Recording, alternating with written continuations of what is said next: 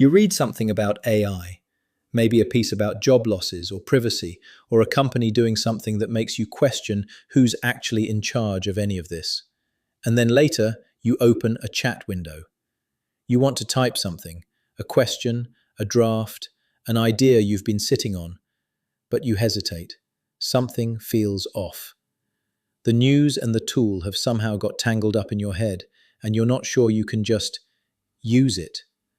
What you're feeling is not confusion about the technology, it's something closer to guilt, a sense that using AI, even for something ordinary, makes you part of something you haven't fully decided you're okay with. That feeling is real, but it may be pointing at the wrong target. Here's the separation that matters. The AI headlines are about systems, who controls them, who benefits, what happens to whole industries. Your decision to use a tool this afternoon is a completely different question. Australians make this kind of separation all the time. You can worry about the climate and still drive to the shops. You can find social media genuinely troubling, what it does to attention, to teenagers, to political conversation, and still use it to see photos of your grandkids. Holding both of those things at once is not hypocrisy. It's just being a grown adult in a complicated world. The same logic applies here. The big picture question about governance, power, and who AI is really for is worth taking seriously. But answering it doesn't require you to refuse the small picture. Refusing the small picture doesn't change the big one anyway.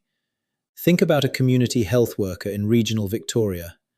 55 years old, experienced, good at her job. She reads a Guardian Australia piece over breakfast about AI and job displacement in healthcare. It's a legitimate piece, and the concerns are real.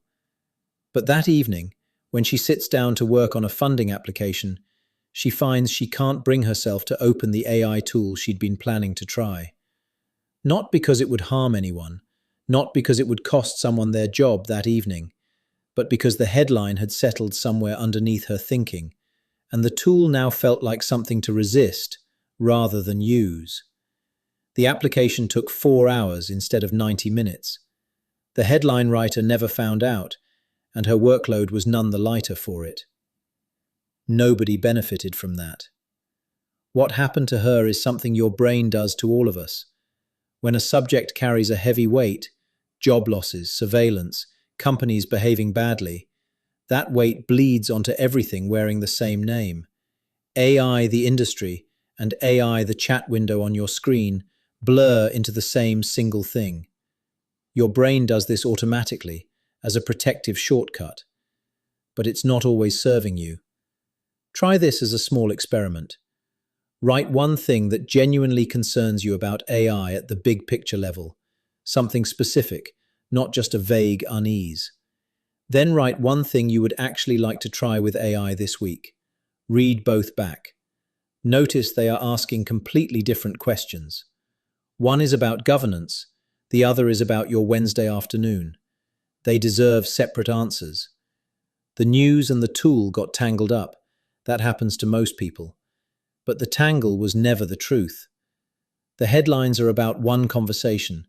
The chat window is about another. And you get to engage with both of them on their own terms. If that reframe felt useful, follow along. A new one every few days. And if this helped untangle something, a thumbs up helps someone else find it.